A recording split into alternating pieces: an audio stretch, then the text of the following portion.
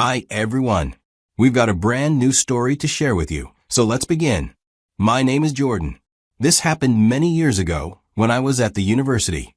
Madison and I had been friends for about 2.5 years when I finally forced myself to ask her out. We'd met during our sophomore year at State University, initially through a mutual study group for our economics class. What started as casual academic collaboration slowly evolved into genuine friendship. Grabbing coffee between classes, texting about random thoughts, and eventually hanging out on weekends. The feelings didn't hit me all at once. It was more like a slow realization that crept up over months. I'd catch myself looking forward to her texts more than I should, or feeling genuinely disappointed when she had to cancel our usual meetups. By the end of our junior year, I was completely hooked, but I kept telling myself it was just friendship. Madison was the type of person who was naturally warm with everyone, so I constantly second-guessed whether her smiles meant anything special or if I was another friend in her orbit. What made it worse was how naturally our friendship flowed. We had this easy chemistry that made every conversation feel effortless. She'd text me random observations about her day, ask my opinion on everything, and genuinely seemed to value my thoughts. When I am around her, I'd have to force myself to focus. I started analyzing every interaction like some kind of detective. When she laughed at my jokes, was it because she found me funny, or was she just being polite? When she chose to go out with me, does that mean something? When she texted me late at night just to share something amusing that happened during her day, was I special, or did she text everyone random thoughts? The turning point came on a Thursday evening at the start of our senior year. We were at a house party, and I watched her spend the entire night talking to a guy I've seen around. Nothing romantic happened, at least not that I could see, but something about watching her laugh at his jokes and lean in when he spoke made me realize I was torturing myself. I was either going to do something about these feelings, or I needed to start pulling back from our friendship entirely. That night, walking back to my apartment, I made a decision that terrified me. I'd been living in this weird limbo for months, constantly wondering what if, constantly hoping for signs that might not even exist. It wasn't fair to me, and honestly, it probably wasn't fair to Madison either. Our friendship had this underlying tension that I was creating by harboring feelings I'd never expressed. The problem was that asking her out felt like the scariest thing I'd ever contemplated. She had become a central part of my daily life. If she said no, I'd have to see her in classes, around campus, at group hangouts with our mutual friends. The potential for awkwardness was enormous. But I forced myself to do it anyway. I spent the entire weekend building up the courage, rehearsing different approaches in my head. I'd practiced probably 50 different ways to phrase it, trying to strike the right balance between casual and sincere. Too casual, and she might not realize I meant it as a real date. Too serious, and I might scare her off if she'd never thought of me that way. When I finally called her on Tuesday afternoon, my heart was pounding so hard. I'd chosen calling over texting because I wanted to hear her immediate reaction, to gauge her tone, and not spend hours analyzing text messages. I kept it simple, dinner at her favorite restaurant on Friday evening, just the two of us. To my complete surprise, she said yes almost immediately. No hesitation. No need to check her schedule, no questions about who else might be joining us. Just genuine enthusiasm and what sounded like excitement in her voice. For a moment, I wondered if she'd been waiting for me to ask, if maybe I'd been overthinking everything. And she felt the same way. Those 3 days between asking and our actual date felt like the longest of my life. I changed my outfit twice, researched conversation topics like I was preparing for a job interview, and even practiced different ways to potentially bring up my feelings if the moment felt right. Part of me wondered if she already knew how I felt about her, but another part worried that I was about to ruin the best friendship I'd built. Friday evening arrived, and I got to the restaurant about 10 minutes early. I'd made a reservation, requested a quiet table, and even checked the menu online to avoid any awkward moments. When Madison walked through the restaurant's front door at exactly 7:30, I felt my breath catch. She looked absolutely stunning. She was wearing this deep blue dress that I'd never seen before, one that hugged her figure perfectly and brought out the color of her eyes. Her hair was styled in loose waves instead of her usual ponytail, and she'd clearly put extra effort into her makeup. The way she looked around the restaurant until her eyes found mine, followed by that bright smile when she spotted me, made my heart skip several beats. The dinner started perfectly. Our conversation flowed as naturally as it always did, but there was something different about the atmosphere. Maybe it was the candlelit table. Maybe it was the way she looked, or maybe it was the fact that we both knew this wasn't just another casual hangout. She seemed more animated than usual, laughing more freely, maintaining eye contact longer, and asking me questions about things she'd never shown interest in before. We ordered appetizers that we shared. For the main course, she chose the salmon while I went with the ribeye. Throughout the meal, she complimented the restaurant choice, mentioned how she'd been wanting to try this place for months, and seemed genuinely impressed that I'd thought to make a reservation. The conversation covered everything. What struck me was how engaged she seemed, how she asked follow-up questions and remembered details from conversations we'd had weeks ago. As we moved through dinner, I kept waiting for the right moment to bring up my feelings. During appetizers, felt too early. During the main course, seemed like it might ruin the meal if things went badly. I decided dessert would be perfect. We'd be relaxed, the pressure of ordering and eating would be off, and if she reacted poorly, the evening would be naturally winding down anyway. When the waiter came by to ask about dessert, Madison immediately said yes to sharing the chocolate cake. As we waited for it to arrive, she excused herself to the restroom, and I used those few minutes to mentally prepare myself. This was it. I'd been building up to this moment for months, and I wasn't going to chicken out now. The dessert arrived just as she returned to the table, and we spent a few minutes enjoying it and making small talk about how rich it was. Then, as she took what I assumed would be her last bite, I summoned all my courage and decided it was now or never. I started by telling her how much our friendship meant to me over the past couple of years. I mentioned specific moments. I wanted her to understand that whatever happened next, I valued what we had. Then I told her that somewhere along the way, my feelings had evolved into something more than friendship. I explained that I'd been wrestling with these feelings for months, not wanting to complicate our friendship, but also not being able to ignore them anymore. I was careful to be honest, but not overwhelming, sincere, but not desperate. I watched her face change as I spoke. The relaxed, happy expression from dinner gradually shifted into something more serious, more guarded. Her body language changed too. She leaned back slightly in her chair, her hands moved from the table to her lap, and she stopped making eye contact as frequently. By the time I finished speaking, I already knew what her answer was going to be. She listened to everything I said without interrupting, and when I finished, she was quiet for a moment, seeming to choose her words carefully. When she finally responded, she was kind but firm. She told me that she was flattered, that she cared about me deeply as a friend, but that she'd never thought of me in a romantic way. She mentioned that she valued our friendship too much to risk complicating it with dating.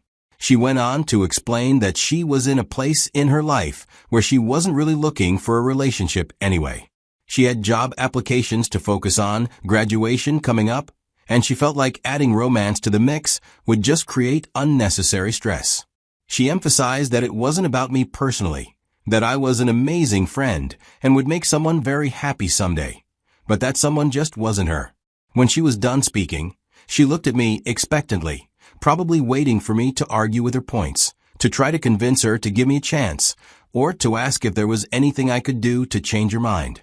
Instead, I smiled the genuine smile of someone who had just received clarity. I thanked her for being honest with me, told her I appreciated her directness, and said I was glad I'd asked rather than continuing to wonder. Then I raised my hand to signal our waiter. Madison seemed surprised by my reaction.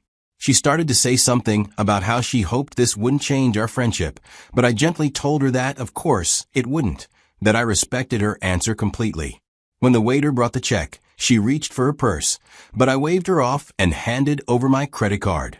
She protested, saying she should pay for her half, but I insisted. I'd asked her out, I'd chosen the restaurant, and I was going to pay regardless of the outcome. After I signed the receipt, I stood up and helped her with her chair. We walked to the parking lot together, and I walked her to her car like I always did. She seemed uncertain about how to end the evening, but I made it easy by giving her a friendly hug and telling her I'd see her around campus. I didn't linger for an awkward conversation or try to nail down when we'd hang out again. I simply said goodnight, waited for her to get safely in her car, then walked to my own car and drove home. The drive home was oddly peaceful. I was hurt, but I wasn't plotting ways to win her over. For months, I'd been carrying around these feelings, wondering and hoping and analyzing every interaction. Now I knew exactly where I stood, and while it wasn't the answer I'd hoped for, it was an answer. The uncertainty was over. Over the next 2 days, I found myself settling into this new reality surprisingly easily. I didn't spend hours replaying the conversation or looking for signs that she might change her mind. I didn't craft the perfect text message to send her.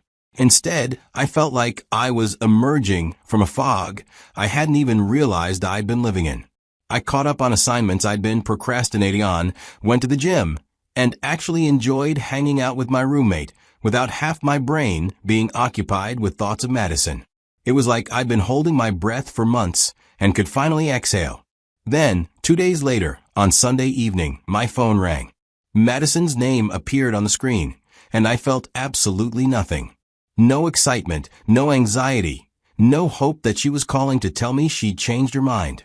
I answered casually. She started the conversation, trying to sound friendly, asking about my weekend and telling me about some usual gists we share. But I could tell she seemed to be working harder than usual to keep the conversation going, and I found myself giving shorter responses than I normally would have. It wasn't that I was being deliberately cold. I genuinely just wasn't as interested in the conversation as I would have been a week earlier. When she asked if I wanted to grab coffee this week like we usually did, I told her I was pretty busy and wasn't sure when I'd have time. After about 10 minutes of this, I could sense she was picking up on my disinterest. Her tone shifted, and she asked me directly if I was okay, if Friday night had changed things between us. I told her I was fine, that I wasn't upset about her answer, but that I really was busy and needed to end the call. That's when she got serious. She started apologizing profusely for rejecting me, saying she'd been thinking about it all weekend and wondering if she'd made a mistake. She said she never meant to hurt me, and that she'd expected me to put in more effort or do something other than just stand up and leave. She admitted that my calm acceptance had caught her completely off guard. She went on to say that she kept thinking about how good Friday night had been before I brought up my feelings, how natural everything felt between us, and how maybe she'd been too quick to dismiss the possibility of something more. She said she'd been so focused on protecting our friendship that she hadn't really considered whether we might be good together romantically. I listened to everything she said without interrupting, just like I had on Friday night. When she finally finished speaking, there was a long pause where she was clearly waiting for my response.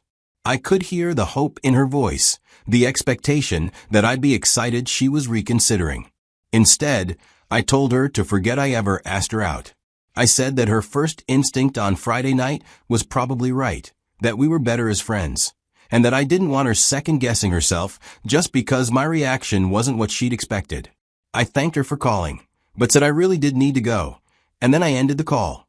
The silence that followed was telling. No follow-up texts asking if we could talk more, no attempts to clarify what she'd meant, no invitations to study together or grab coffee. It was like she finally understood that I'd genuinely moved on and wasn't interested in revisiting the situation. Looking back on the entire experience now, I can see how Madison's reaction revealed a lot about her expectations. She seemed genuinely surprised that I didn't try to argue with her decision or persist in pursuing her despite her clear answer. Her call 2 days later suggested that she'd expected some kind of chase, some drama, some proof that I was willing to fight for her. The irony was that my reaction was actually the result of respecting her enough to take her at her word. When someone tells you they don't want to be with you romantically, believing them and backing off isn't a sign that you didn't care enough. It's a sign that you respect their autonomy over your own desires. I'd learned something important about myself through this experience. I'd always thought that persistence was romantic, that fighting for someone showed how much you cared about them. But actually living through a rejection taught me that real respect means accepting someone's decision the first time they make it. The experience also taught me about the difference between genuine friendship and friendship built on romantic hope. I'd thought Madison and I had this amazing connection, but I realized that most of that connection existed in my head. I'd been reading romantic potential into normal, friendly interactions, building up ordinary moments into something more significant than they actually were. When I removed the romantic lens, our friendship looked different. We were study buddies who developed a habit of hanging out, but we didn't have the kind of deep connection that sustains long-term friendship through major life changes. The chemistry I'd felt was mostly one-sided.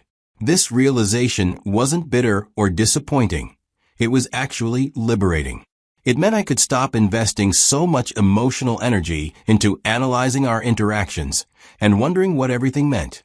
It meant I could approach future relationships with clearer boundaries and more realistic expectations. The most valuable lesson was about self-respect and knowing when to walk away. There's something powerful about being able to hear no as a complete sentence and respond with grace. There's dignity in being able to accept rejection without taking it as a personal attack or a challenge to overcome. Madison's expectation that I would fight for her revealed something about how she viewed romantic pursuit, but her expectation didn't obligate me to fulfill it. I didn't owe her drama or persistence or proof of my feelings through continued pursuit after she'd clearly stated she wasn't interested. In the weeks that followed our phone conversation, I occasionally saw Madison around campus. She would smile and wave, but there was an uncertainty in her demeanor that hadn't been there before. It was like she was testing whether I might still be interested in rebuilding our friendship, but I genuinely moved on. I wasn't playing hard to get or trying to make her jealous. I simply wasn't interested in returning to the dynamic we'd had before. I was polite when we crossed paths, but I didn't go out of my way to create opportunities to spend time with her. The whole experience taught me that sometimes the most powerful response to rejection is genuine acceptance and redirection of energy toward other people and opportunities. When you stop chasing someone who doesn't want to be caught, you free up tremendous emotional bandwidth for people who actually want to be in your life. My advice to anyone facing a similar situation is simple. Take people at their word the first time. If someone says they don't want to date you, believe them. If they change their mind later, they'll let you know. Your job isn't to convince them that their feelings are wrong. There's incredible freedom in accepting rejection gracefully and moving on with your life. It shows self-respect, emotional maturity, and confidence that you'll find someone who wants to be with you without needing to be convinced. Most importantly, it allows you to invest your time and energy in people who genuinely want your attention. Sometimes the most attractive thing you can do is walk away with dignity. Sometimes the strongest response is the quiet one. And sometimes, the person who expects drama learns the most from encountering someone who simply smiles, pays the check, and walks out of their life.